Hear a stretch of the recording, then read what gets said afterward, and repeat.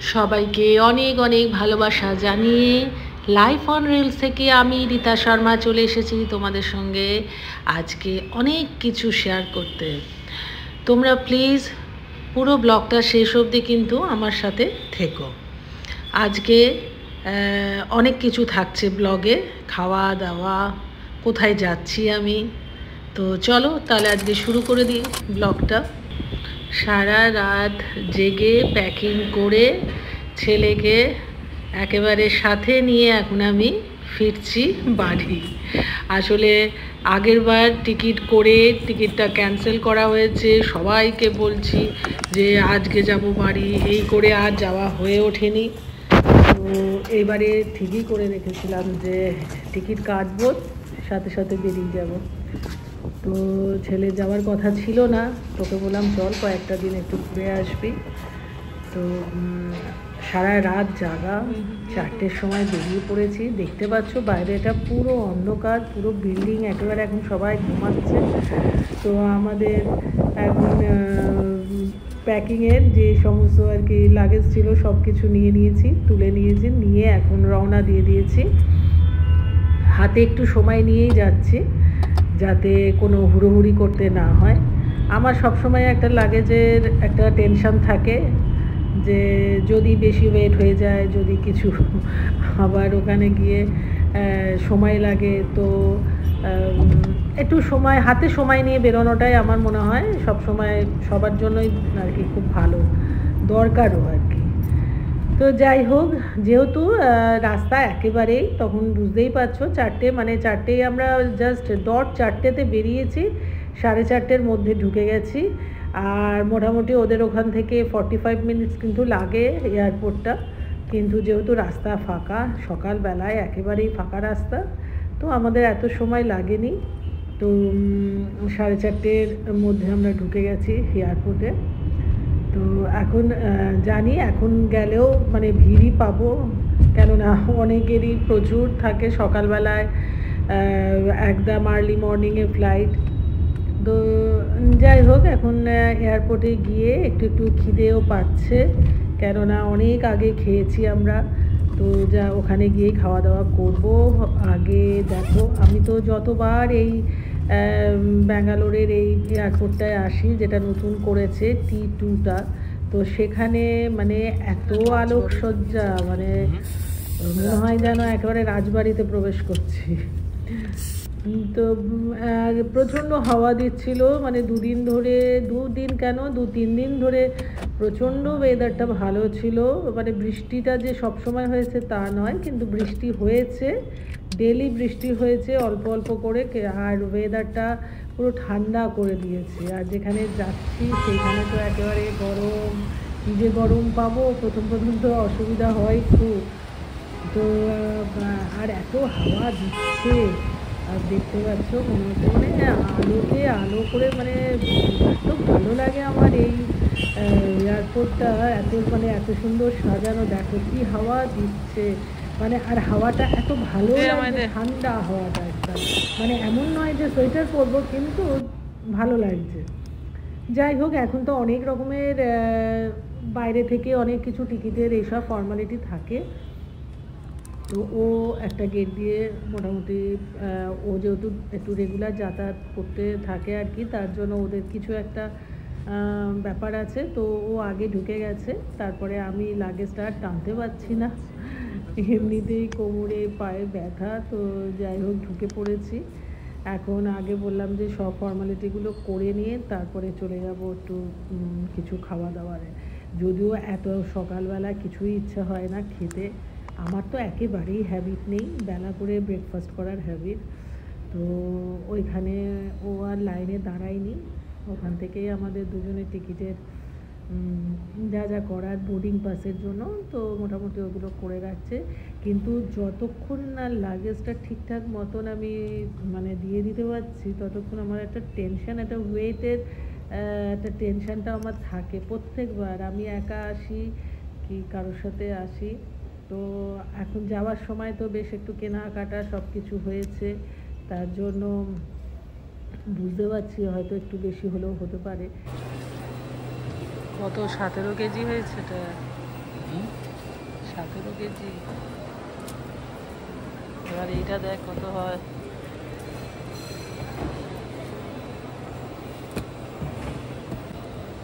এটা এবার কত হবে কে জানে।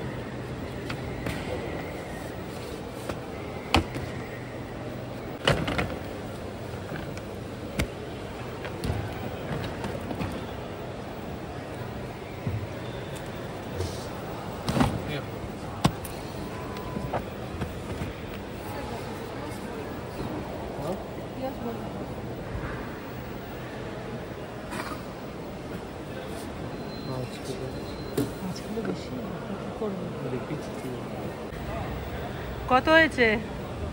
এইগুলো বার করতে হলো প্যাকেট, তাহলে 4 কেজি কমেছে।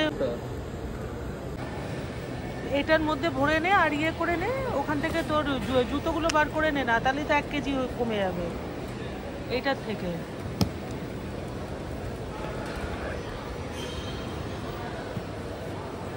কি অবস্থা হচ্ছে আজকে আমাদের। এই 5 কেজির জন্য কত কি করতে হচ্ছে। এইখান থেকে ওই জুতোগুলো বার করে নে, তাহলেই হয়ে যাবে।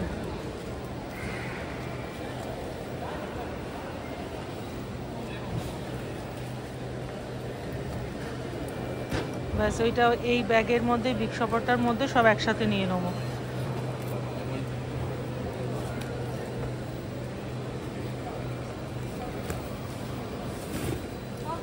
একটা জুতো বার করলে কি 1 কেজি কমবে? ঠিক আছে, ওই দুটো ঢোকাও। ও আবার চলে এলো কেন?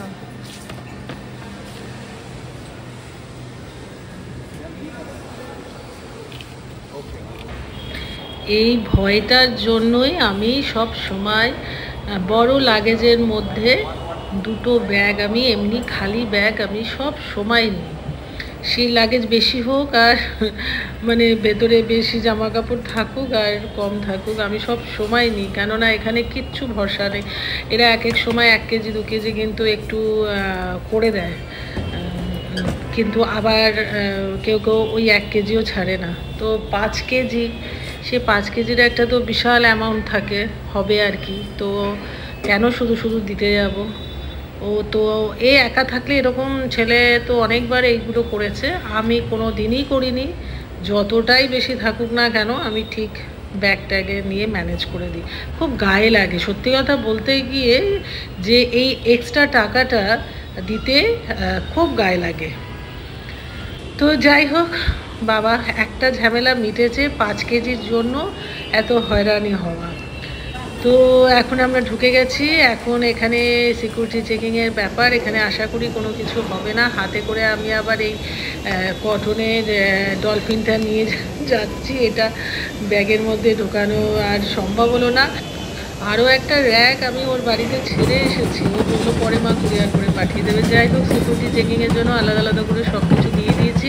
আশা করি এখানে কোনো ঝামেলা হবে না। বলতে না বলতেই আমার একটা ব্যাগ, যেই শাড়ির ব্যাগটা আলাদা করেছিলাম সেই ব্যাগটা ধরে নিয়েছে।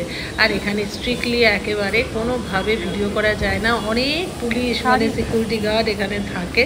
তো যাই হোক, একটা ছোট্ট পার্সের মধ্যে আমার প্রচুর খুচরো পয়সা ছিল, সেইগুলোর জন্য আমাকে ওই ব্যাগটা আলাদা করে ধরে নিয়েছে। বাবা, সব কিছু শান্তিভাবে হয়ে গেছে। কি সুন্দর, এগুলো তো একটা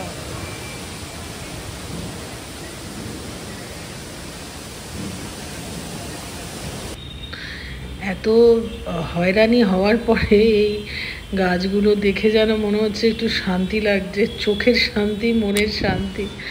যাই হোক, সবাই দেখছো কিভাবে ঘুমিয়ে রয়েছে। অনেকে তো রাতেই চলে আসে না, মানে অনেক সময় একদম ভোরের দিকে ফ্লাইট থাকলে তো খুব মুশকিল হয়ে যায়। তা অনেকে এসে এখানে বিশ্রাম নেয়। আমরা ম্যাডাম চল গিয়ে এখন আমরা একটু লঞ্চে বসবো। আর দেখো, বলতে বলতে এখানে মানে কি প্রচণ্ড ভিড়, আর এত সুন্দর লাইটিংয়ের এই ডেকোরেশনটা করেছে। সবাই আমার মতন সবাই এইগুলো আর কি তুলতে থাকছে ভিডিও, ফটো। যাই হোক, আমরা সেকেন্ডের মানে ওপরের এটাতে ফ্লোরে চলে এসেছি লিফটে করে, কেননা নিচে প্রচণ্ড ভিড় ছিল। তো এখন এখানে বসে রয়েছে সব, যে মানে খুব একটা ভিড় নয়, তো যাই হোক, আমরা এখানে একটু বসবো, অনেকটা হাতে সময় রয়েছে, প্রায় 1.5-2 ঘন্টার মতন হাতে সময় রয়েছে। হ্যাঁ, তো এই সময়টা নিয়ে কিন্তু আমি আসতে বলি, আর কিছু না হোক 1.5 ঘন্টা যেন হাতে সবার সময় থাকে, তাহলে আর এই সমস্ত পরিস্থিতি এলে নিশ্চিন্তে ঠিকঠাক করে আর কি হ্যান্ডেল করা যায়। যাই হোক, এখন খিদে খিদে পাচ্ছিল, কিন্তু এত সকালবেলায় কি খাবো এইসব চিন্তা করতে করতে ছেলে বললো, আমি একটু বসছি অফিসের কাজ নিয়ে, তুমি বরঞ্চ একটু যাও, ঘুরে ঘুরে দেখো কি আছে তোমার খাওয়ার মতন, তো খেয়ে নেবে। যদিও আমার ভেজ ছিল এই দিন, তো আমি আগে দেখি যে এখানে কি রয়েছে। এখানে এটাতে তো ভরা একেবারে ফ্রুটসে, স্যালাড, ফ্রুটস এই সমস্ত রাখা। এত সকালবেলা আমাদের বাঙালিদের কি অভ্যাস আছে ফ্রুটস খাওয়ার? একদমই নেই কারোর। আর যাদের আছে তাদের তো খুবই ভালো। আর এই পাশে দেখলাম অনেক রকম কেক আছে, প্যাটিস আছে, ব্রেড আছে, বাটার আছে। তারপর আমি একটু ঘুরে ঘুরে দেখতে থাকছি। এখানে দুধ কর্নফ্লেক্সের রয়েছে, এখানে একদম হেভি যেই ইয়েটা রয়েছে, মানে তোমার চিকেন সসেস, রাইস রাখা ছিল, আন্ডা, আরও অনেক কিছু পোহা। তারপরে ওরা আবার ইনস্ট্যান্ট অনেক কিছু বানিয়েও দিচ্ছে। তো আমি প্রথমে এদিকে করে ঘোরাঘুরি করে নিয়ে আমি একটু কফি নিয়ে চলে এলাম, আর তার সাথে প্যাটিস আর একটু কেক নিয়ে এলাম। যথারীতি উনি বসে গেছেন, ও বললো আমি একটু কাজটা সেরে নিয়েই তারপরে আমি যাব, গিয়ে নিয়ে আসবো, তুমি খাও। তো আমি কফিটা আর এখানে ব্রেড বলছে এটা প্যাটিসটা আর কেক নিয়েছিলাম, তো খাওয়া হয়ে গেছে। তারপরে ওর সঙ্গে আবার গেলাম, গিয়ে আমাকে বললো মা ওখানে ধোসা হচ্ছে। ধোসারও দেখছি অত সকাল সকাল কত লাইন পড়েছে, কেউ খাবে সাদা ধোসা, কেউ খাবে মশলা ধোসা। আমার তো সত্যি করে এত ধোসা খেয়েছি ওদের ওখানে, আমার আর কোনোটাই ইচ্ছে হচ্ছিল না। তারপর ভাবলাম যে না, একদম ভেজের মধ্যে ধোসাটা খাওয়া যেতেই পারে, কিন্তু তখন মশলা ধোসাতে বললো না পেঁয়াজের বা রসুনের কিছু একটা রয়েছে। এদিকে চলে এসেছি, এখানে দেখছি পোহা আরও অনেক কিছু রয়েছে। তো আমি অল্প করে একটু পোহা নিয়েছিলাম, কিন্তু তারপরে ভাবলাম না, এর মধ্যে যদি আবার পেঁয়াজ দেওয়া থাকে সেটাকে চেঞ্জ করে এই দেখো আমার খাবারটা। একটু জুস নিয়েছি, আর ও নিয়েছে সসেস, পোহা আর স্যালাড, আর একটা কিছু নিয়েছে বোধহয়। আমি একটা ইডলি নিয়েছি আর কেক, কাজু কিশমিশ, এটাই বললাম যে ঠিক আছে। আর সত্যি করে অত সকাল সকাল এত কিছুর ছিল, কিন্তু ইচ্ছা হচ্ছিল না তখন। আর এই জুসটা নিয়েছি, সেটাও আমার ছেলে জোর করাতে নিলাম, কিন্তু আমি কতটা খেতে পারবো জানি না। এদিক থেকে দেখো ওই দিকের মানে অপোজিটের পুরো পোর্শনটা, ওইখানটায় পুরো ডাইনিংয়ের ব্যাপার আর কি, মানে খাওয়ার এখানে সব কিছুর অ্যারেঞ্জমেন্ট করা, মানে কতটা পোর্শন জুড়ে, তার মানে কত লোক হয় আর কি। যাই হোক, খাওয়া দাওয়া করে আমাদের টাইমও হয়ে গেল। সেই টাইমের মধ্যে আমরা এখন উঠে পড়বো। প্রচণ্ড হাওয়া দিচ্ছে, আর খালি আমি ভাবছি এখানের এত ভালো ওয়েদার ছেড়ে এবার আমি গরমে গিয়ে পড়বো। যাই হোক, সব জায়গায় মানা করছে ভিডিও তুলতে, তাও আমি একটু এদিক ওদিক করে তুলে নিয়ে এবারে বসে পড়েছি দুজনে। আস্তে আস্তে দেখলাম যে মেঘলাও করছিল। আমাদের যেহেতু 8টার পর আমাদের ফ্লাইটের টাইমটা ছিল, তার জন্যই দেখো কীরকম মেঘলা করে গেছে। আর আমরা যখন নামবো তার আগেই বলছে যে 30 ডিগ্রি নাকি গুয়াহাটির ওয়েদার। তো যাই হোক, এখন তো বসে গেছি, এখন যেহেতু পেট ভরা, একটা ঘুম দেব, ব্যাস এক ঘুমে গুয়াহাটি পৌঁছে যাবো। আর ওয়েদারটা তখন মানে কালো করে এসেছিলো, কিন্তু বৃষ্টিটা হয়নি, বোধহয় পরে হবে, আমাদের তো ফ্লাইট ছেড়েই দিল। তো একটু মনটাও খারাপ লাগে যে এতদিন ধরে থাকলাম, তাও ছেলেটার সাথে আছে বলে তাও একটু ভালো লাগছে, কেননা ওকে রেখে যতবার আসি কাঁদতে কাঁদতে আসি। যাই হোক, এখন একটু ঘুমাবো। আর পৌঁছে গেছি ঠিকঠাক মতন, একদম সময়ের আগে পৌঁছে গেছি। আর আরেকজন কিন্তু একেবারে ড্রাইভার দাদাকে সরিয়ে দিয়ে নিজে বসে পড়েছে, ব্যাস আর মানে কিছু বলার অপেক্ষাই থাকে না। তার পাপা বারবার ফোন করছে যে কতদূর পৌঁছালি। মা তো জানে না, মা জানে সকালবেলায় মানে আমি যাব সেটা বলেছে, কিন্তু বাবু যাবে যে সেটা জানে না, তা বিশাল একটা সারপ্রাইজ হবে মায়ের জন্য। আর এখানের ওয়েদারটা সকালবেলা মানে তখন বাজে 11:30, তো রোদ ছিল না কিন্তু ওয়েদারটা ভালো ছিল।